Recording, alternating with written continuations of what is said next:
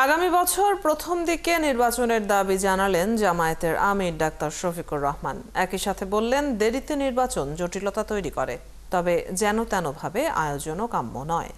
বুধবার সিলেটের বিয়ানীবাজারে জামায়াতে ইসলামীর জনশক্তি ও সুধী সমাবেশে যোগ দিয়ে এসব কথা বলেন তিনি।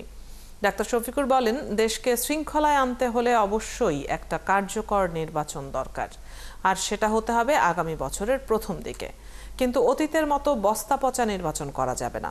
তিনি বলেন, যারা এতদিন দেশ পরিচালনা করেছেন তারা শুধু নিজের ও দলের চিন্তা করেছেন, কিন্তু জনগণের কথা চিন্তা করেননি।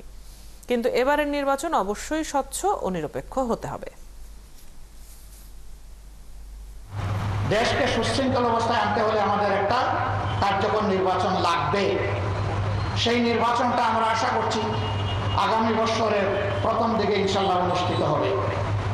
কিন্তু সেই নির্বাচনটা কেমন চাই?